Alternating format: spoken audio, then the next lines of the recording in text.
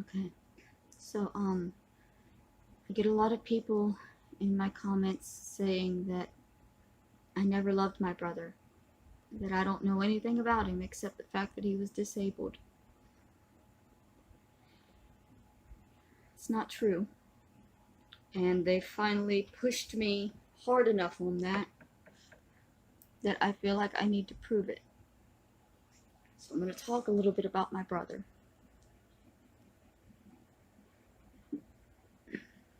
It's hard to talk about him, especially now that my memories of him have been messed up. But we'll start from the beginning.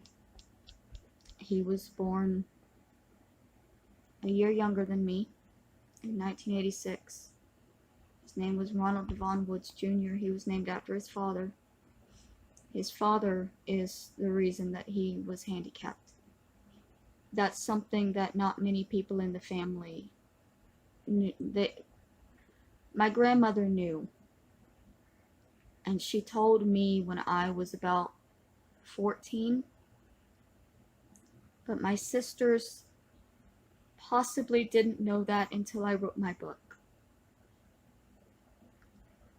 But he was handicapped by his father in a fit of anger, where he beat our mother just before he was born. The police knew he had beat her, but they couldn't do anything because she denied it. And back then, if the woman said it didn't happen, it barely mattered if somebody saw it or not. If the woman said it didn't happen, it didn't happen in 1986. But the police knew, so they were watching my parents. And a couple of months after my little brother was born, my dad made my mom go out prostituting again because that was how he was getting some money for a while. And they got picked up, the both of them. And we all would have been taken away at that point, but the family stepped in. Kathy took my little brother. My grandmother took me. Well, she probably already had me. And my father's parents took my older sister. And they kept us until my parents were out of jail and kept us from being separated and put into custody.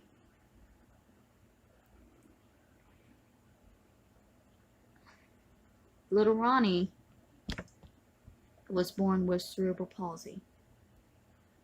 He was unable to ever walk or speak or function his limbs. He would move his arms and legs around, but he didn't know what he was doing with them. They would just flail wildly. He would often kick or trip somebody, and he thought it was hilarious. I know he wasn't doing it on purpose, but he thought it was the funniest thing in the world if he could make somebody fall down with his long ass legs. He had to have surgery on his hips when he was, I think, about 5 or 6. My mom let him fall off of, well, mom and dad were both there. He fell off the couch and he broke his hips and he was in a full body cast. This was around the same time that they put the G-tube in to his stomach, because before then it was really difficult to feed him. They were using a large syringe that they would just shoot Ensure down his throat and he would choke it down. He was a very happy child. He very rarely cried. He would just smile at you, maybe try to kick you. He had long brown black hair. It curled just like mine does, and our father. Me and my father and my little brother are kind of clones. We all have a lot of the same features. I looked a lot like my grandmother too. We had the same large brown eyes, same curly brown hair. But there was a light around little Ronnie that just made people happy. When we would go to the store to get school clothes, we would put $1 in his hand and tell him that that was his dollar. Hold on to it. And sometimes strangers would come up and pretend to try to take his dollar, and he would hold on to it and then laugh at them because they couldn't take his dollar. It was his dollar. And he knew it. Kathy says there's no way to know what was going on in his mind.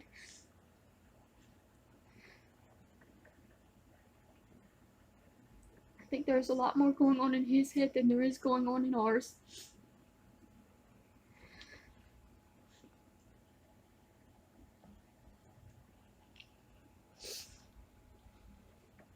He hated Full House because of the sentimental music that they would play in every episode. It would make him cry every time. So would the ending theme at MASH. He was fine with the beginning music, I guess because it had lyrics, but the end made him cry, so we would have to mute it. But he loved MASH. And he loved trucks. My dad's truck. He would get so excited when the truck would pull into the driveway. He would nearly rock himself out of the chair. And he loved the fire trucks that would come to see him, to bring Santa. Because Santa would come every year. Special for little Ronnie. He would get off of the fire truck and come up to the door to bring him his candy cane that he knew he couldn't even eat.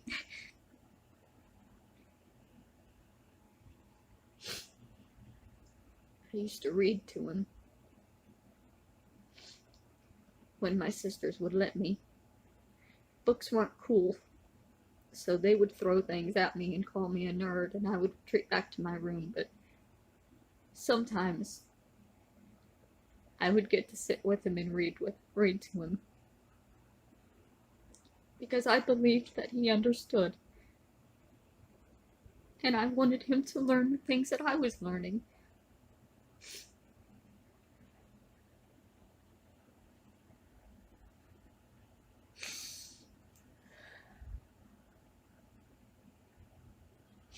I remember his smell. I remember his feel. I remember his smile. I remember a lot more about him than just that he's disabled.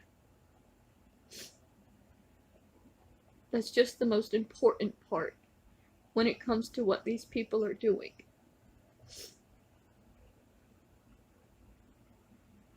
He loved trains. Dad would get him a new train every year, at least for a couple of years, because he had a lot of trains after a while. And he would line them up around the Christmas tree for him, so he could watch his trains go around all season. And sometimes we would lay on the floor together and just watch the trains and stare at the lights and be together.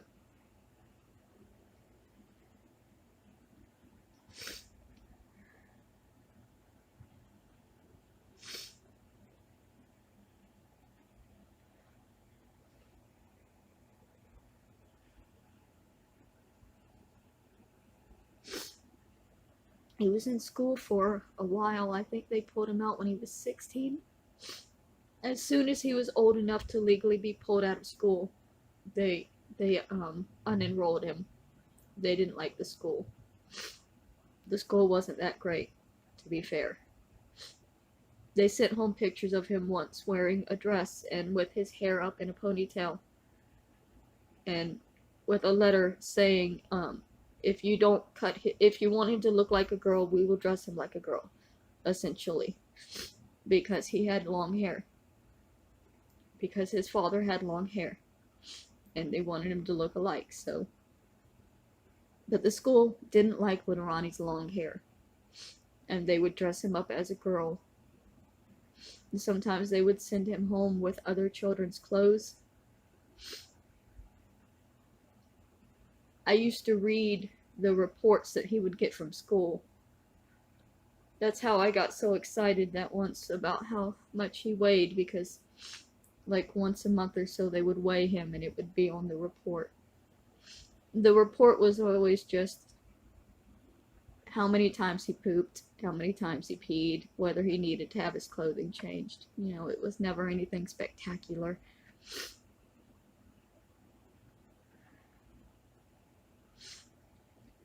When they tried to pull him out of school, the school didn't want to let him go. They wanted him to stay until he was at least 18. But my dad was tired of it because my mom was tired of it. My mom was heavily drinking at that time. And getting up every morning to get him off on the school bus was getting hard. By that point, I think my older sister was doing it a lot. So they took my little brother in, and the school tried to tell my dad that he would have to sign his own name if he wanted to disenroll. So my dad took my brother's hand and he wrote my brother's name using my brother's hand. And he said, "There you go." He might have just drawn a big X. I'm not sure. I wasn't there for it. I just heard what they had done. But he used my brother's hand to do it. He had to, because that was the only way they were going to let him out. They were always like, I don't know. They didn't seem like they wanted him in the school, but they didn't seem like they wanted him not in the school either. I didn't like the school. None of us liked the school, but part of that was because the school caused problems for our parents, because the school would notice things, and caseworkers would come by to check on him, and my mom would go crazy trying to get the house clean in time for the worker to come, because it was the only time we cleaned the house back then. Things did get better as I got older. By the time I was a teenager, things were pretty normal, aside from our parents constantly screaming at each other and my mom always being drunk.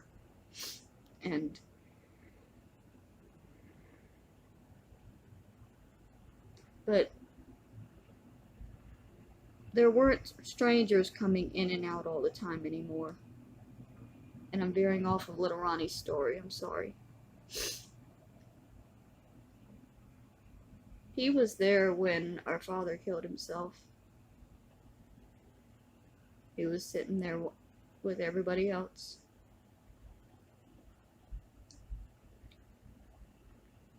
And he took it hard.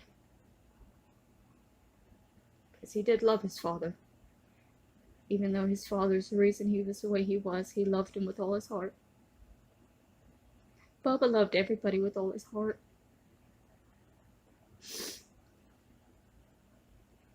So after Dad died, he lost a lot of weight. And he got sad.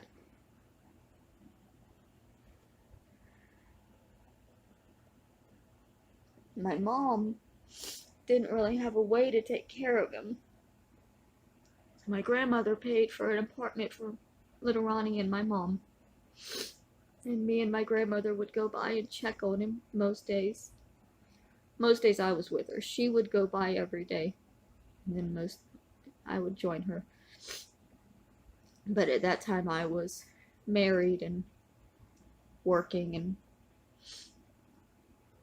had a life. I was probably at least 4 days a week, me and my grandmother would both go and see little Ronnie and my mom and see how they were doing. And then this caseworker started showing up every day, and I really hated her because she didn't do anything, and I didn't understand why she was there if she wasn't going to do anything. I understood later. She was there to observe because my sister had reported our mother, and she was there to observe what was going on. She wasn't meant to interfere. But it would be things like me and my grandmother would come in with McDonald's for everybody, including the caseworker, because my grandmother was aware that she was there and she was buying her things, trying to be nice to her, trying to butter her up so she would give my mother good reports. And I came in one day with the McDonald's for everybody who had stayed. They had all stayed back at the apartment, and little Ronnie had started fussing a little bit. It was just past his feeding time, and everybody was opening up the bags to get into their food. And I asked the woman there if she was gonna feed little Ronnie first, and she said, "No, I'm gonna eat. He'll be okay." At the time, the way we were feeding him, he didn't have a stand anymore, and we were having to hold the bag the entire time he was being fed. So it would be an IP bag, and you would hold it up while the fluid, the Ensure, would go down into his stomach, and you would have to hold it the entire time until it was emptied. And obviously now I know the woman wasn't supposed to interfere, but for me, it felt fucked up that this woman was there supposed to help my mom with him, and she wasn't doing anything but sitting there eating McDonald's while my little brother was hungry. I wound up feeding him that day. Yeah, but afterwards, after he was taken away, I understood that it was because she was there to monitor and not to help. I had been told wrong. I was always told everything wrong. People didn't want me knowing what was really going on. I guess they were afraid I'd tell. Probably because I always tell. They took him away from my mom, and they put him in a nursing home in St. Augustine. My mom fell into a lot of trouble after that because she wasn't receiving his checks anymore. She wound up going to jail. She was in jail when he died. He only lived about a year, maybe 2 years after they took him away from Mom. They told me that he was just sitting at the fish tank watching the fish one day, and he went to sleep, and he just didn't wake up again. And they buried him there next to his father. And we didn't get him a headstone because we didn't really have the money. My grandmother was the only one of any of us that had money, and she didn't want to buy it. So he didn't get one. I would go visit him every year on his birthday. And sometimes I would just randomly feel the urge to go visit him. People say I never even went to see him, but I did. Whenever I could.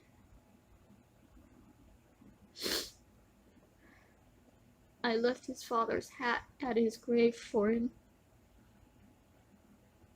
Because even though I didn't like our father, I knew our brother loved him. It was his own trucking company hat. It said Ronald Woods Trucking on it. Dad wanted it to eventually be Ronald and Son. He wanted to have a special truck made so that little Ronnie could ride with him, because the dump truck was too bumpy. You couldn't put a car seat in a dump truck and have it ride comfortably. Of course, that fell through because Dad's company fell through because he was on drugs and he wasn't doing any... Sorry.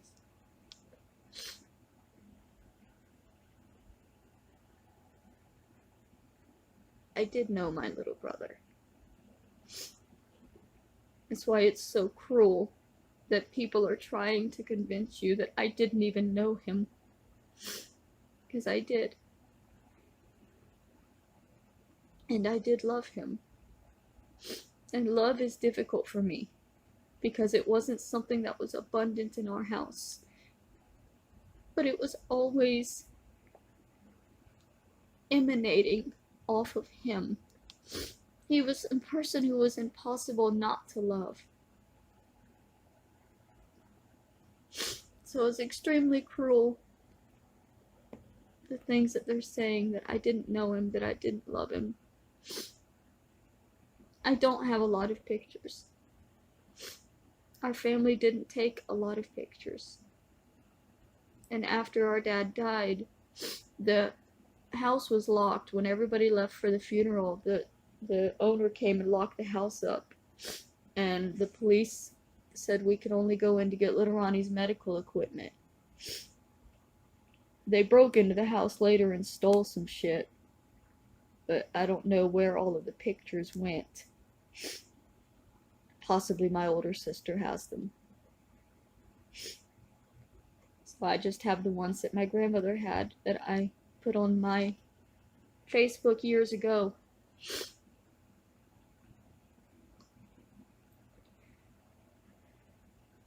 I miss him.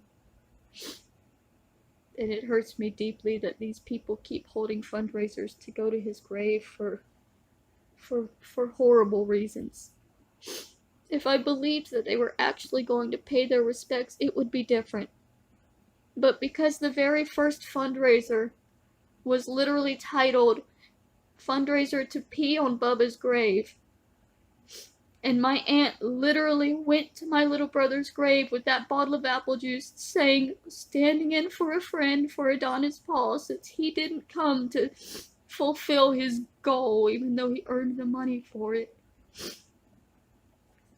If those things had not happened, none of the other fundraisers would have really upset me. I mean, the ones later where you're talking about taking his soul to hell, but because of the first one, and because of my aunt's response to it, every fundraiser held after that with the name Bubba was used to hurt me.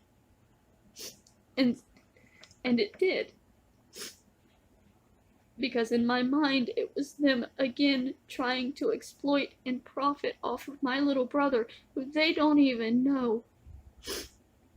And possibly go and desecrate his grave, but definitely desecrate his memory in the process. Because you can't go piss on somebody's grave without desecrating their memory. If you're telling the family that you're doing that, that's going to hurt them. And they don't believe it hurts me because they don't believe I love him, and that's because they don't believe I'm a person. If they saw me as a human being, they would understand that of course I loved my little brother. Of course I'm going to be hurt when people hold fundraisers to piss on his grave.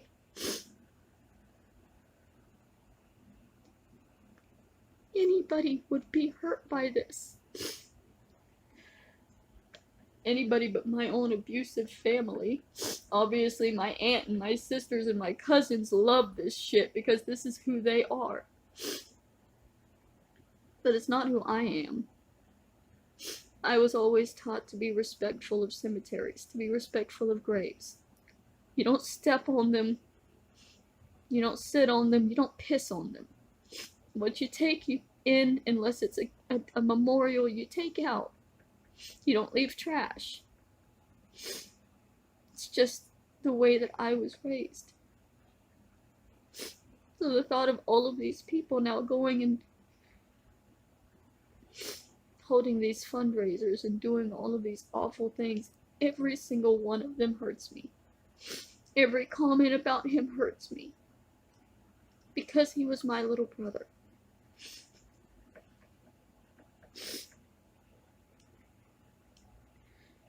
Hopefully I'm not going to have to keep explaining. Like, I keep hoping you people will just sort of somehow have some understanding of how cruel it is. And you'll say, well, you're cruel, you went after somebody with an eating disorder in retaliation for them going after my brother. That's why I won't apologize for what I've said about them, because I was reacting exactly the way they wanted me to react. They used my little brother in that fundraiser. They tagged me in it. They knew it was something that was upsetting to me, and they continuously did it to provoke and hurt me. They knew I wasn't going to watch the videos because I don't watch their videos. I am not one of their fans. I'm one of their victims of stalking and cyberbullying. If I was one of their fans, I would be watching their videos. They're watching mine. And my nose is running. I'm gonna go ahead and stop this one.